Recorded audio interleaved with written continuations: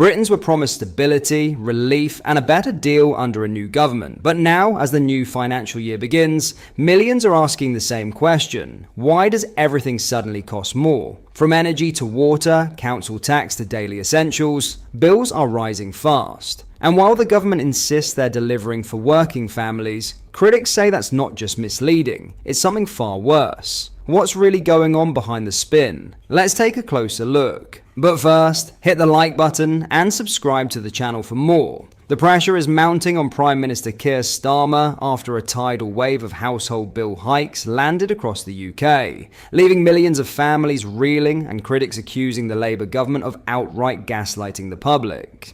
Dubbed Awful April, the new financial year has brought with it a cascade of increases. Council tax, water bills, and energy prices all climbing at once. For the average household, the numbers are hitting hard. Gas and electricity bills are now averaging £1,849 a year on a standard dual-fuel direct debit plan, following Chancellor Rachel Reeves's spring statement. Energy costs have risen by 6.4% as Ofgem raised the national price cap, adding roughly £111 annually. Water bills are up by a staggering 26%, tacking on an extra £123 to households in England and Wales. And council tax increases of around 5% are affecting most areas in England, adding another £109 to a typical Band D property bill. For many, it's a squeeze that feels relentless, and critics are now turning their frustration toward the Prime Minister and Chancellor Rachel Reeves, accusing them of misleading the public while costs spiral out of control. Speaking on the media, broadcaster Christo Fufa didn't hold back. Addressing a live audience, he declared, "I am going to call it lies, but I'm also going to call it gaslighting." His comments were met with loud applause as he went on to criticise Labour's messaging around the economic pain British families are currently facing. Fufa cited Reeves's recent statement claiming she had given the country a pay rise and had delivered on Labour's promises. "It's just nonsense," he said. "They say these things while people are paying more for everything, and they expect us to believe it." He then pointed to Labour's support for many of the fiscal measures that laid the foundation for today's economic woes, including the expansive COVID-19 spending packages and quantitative easing policies that contributed to inflation. Labour wanted that to happen, he said. "It's as if they got into power and then said, 'Oh, we don't know what to do about it.'" But the debate didn't end there. Fellow commentator J.J. Anisiobi argued that the economic situation Labour inherited wasn't strong to begin with, saying, "It's not like they took over this flourishing economy with massive GDP growth. The Tories had burned through 4 prime ministers trying to fix it." But Fufa pushed back. "Britain had the fastest growing economy in the G7 at the time. We were growing," he insisted, suggesting that while the Conservative Party had its failings, Labour cannot claim they inherited a wreck if they supported the very policies that contributed to the current challenges. At the heart of the row is a broader issue: public confidence. With costs rising and wages failing to keep pace, many Britons feel let down by a government that promised change, but so far has delivered more of the same. And for working families now facing hundreds of pounds in extra annual expenses, talk of pay rises and sound economic management feels increasingly out of touch. Starmer and Reeves continue to insist that their plans are long-term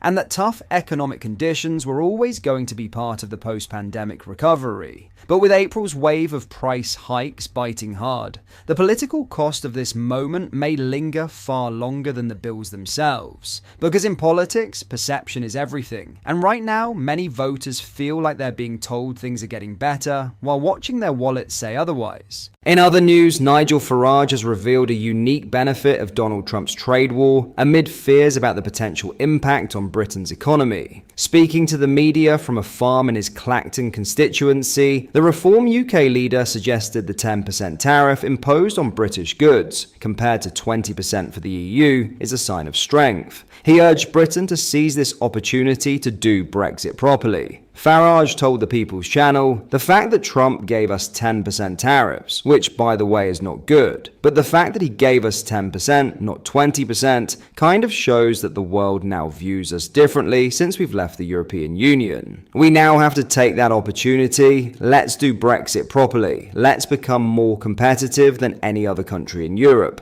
We can do that by getting rid of EU regulation, something we failed to do completely under the last Conservative government." They said, "Oh, well, we were so busy with the pandemic. Whatever the reasons, from fishing to financial services, we can make things more streamlined. We can make things more competitive. We shouldn't even think about tariff retaliation. In fact, we should do the opposite. We should start lowering tariffs on food and products from around the world. Let's become a truly competitive economy." So I actually think this could be a wake-up call that, if we get it right, could really benefit us. The Reform UK leader added, "Well, the European Union has made it very clear that they will reciprocate in some way. Canada will reciprocate in some way. China already has reciprocated. We should not do so. We should rise above this, become a much more competitive country, and be a lot richer as a result." When pushed on the international fallout of his trade war, Trump claimed Sir Keir Starmer was satisfied with the outcome. Speaking to journalists aboard Air Force One on Thursday, Trump said, "We have a very good dialogue. I think he was very happy about how we treated them with tariffs." Treasury Minister James Murray refused to endorse Trump's assessment when questioned by broadcasters on Friday. "We're disappointed at tariffs being imposed globally," Murray told Times Radio.